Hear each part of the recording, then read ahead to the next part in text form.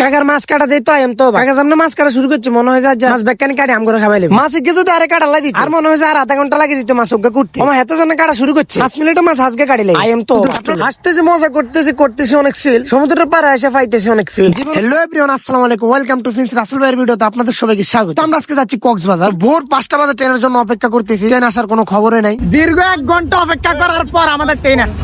অবশেষে আমাদের ট্রেন চলে আসলো। তো আমি যাচ্ছি কক্সবাজার, আপনারা যাচ্ছেন তো অবশ্যই কমেন্ট করে জানাবেন। তো আমাদের ব্লগটা যারা দেখতেছেন অবশ্যই পুরো ব্লগটা দেখবেন, আর যদি কেটে কেটে দেখেন তাহলে আপনি বিনোদন মিস করে ফেলবেন।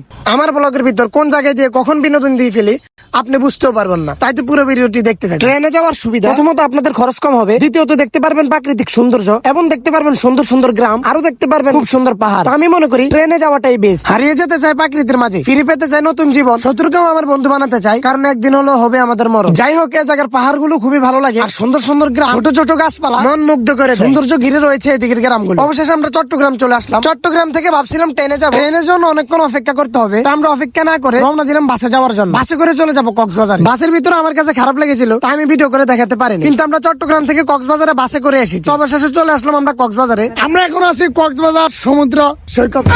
কি কক্সবাজার সমুদ্র সৈকত? এই যে কক্সবাজার সমুদ্র সৈকতের পারে আমরা আছি একটা রিসোর্টে। আচ্ছা, ওর নামও সৈকত, ঠিক আছে। তো আমরা এখানে খুবই ভাইল নিতেছি, খুবই মজা নিতেছি।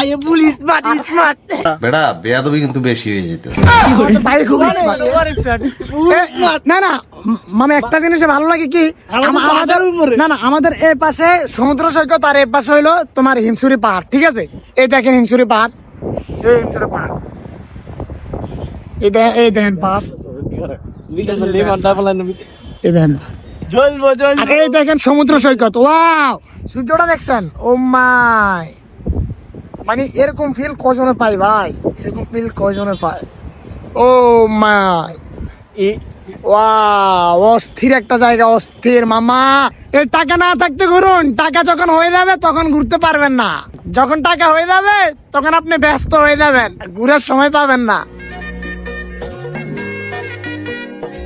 প্রায় 8 ঘন্টা জার্নি করার পর আমরা চলে গেলাম কক্সে। বাসায় গিয়ে আমরা রেস্ট না নিয়ে চলে গেলাম ছাদে, দুষ্টুমি করলাম, আনন্দ করলাম, মজা করলাম, তারপর চলে গেলাম সমুদ্রের পাড়ে। এত সুন্দর ওয়েদারের ভিতর যদি ভিডিও না করি তাহলে কি হয়? শুরু করে দিলাম ভিডিও করা, আর শুরু করে দিলাম দুষ্টুমি। হাসতেছি, মজা করতেছি অনেক সিল, সমুদ্রের পাড়ে এসে পাইতেছি অনেক ফিল। জীবনে যাই করেন একাই করবেন, কখনো কারো থেকে সাহায্য চাইবেন, তাহলে পরবর্তীতে আপনি পস্তাতে হবে। মনে রাখবেন, আপনার লাইফ আপনাকে গোছাতে হবে। মানুষ জ্ঞান দিবে কিন্তু কেউ সঙ্গ দিবে না। বিপদ সবাই বলে পাশে থাকে, কিন্তু বিপদ হলে বোঝা যায় কে পাশে থাকে আর কে দূরে থাকে। যদি কারো সাহায্য নেন তাহলে পরবর্তীতে এটার মাসুল দিতে হবে। যাই হোক, কথাটা মন থেকে চলে আসছে, কেউ মাইন্ড করবেন না। ব্লগটি দেখতে থাকুন আর এনজয় করুন। কাকার মাছ কাটা দিই তো আইম তো কাকা সামনে মাছ কাটা শুরু করছে মনে হয় যে মাছ বেকানি কাটে আম করে খাবাইলে মাছ একে যদি আরে কাটা লাগি আর মনে হয় আর আধা ঘন্টা লাগে দিত মাছ ওকে করতে আমার হাতে জানা কাটা শুরু করছে 5 মিনিটে মাছ আজকে কাটিলে আইম তো। আপনারা যে ব্লগটা দেখতেছেন এটা কিন্তু আমাদের কক্সবাজার যাওয়ার প্রথম দিনের ব্লগ। পরবর্তী ব্লগ কিন্তু অবশ্যই আপলোড করবো, আপনারা দেখার জন্য প্রস্তুতি থাকবেন।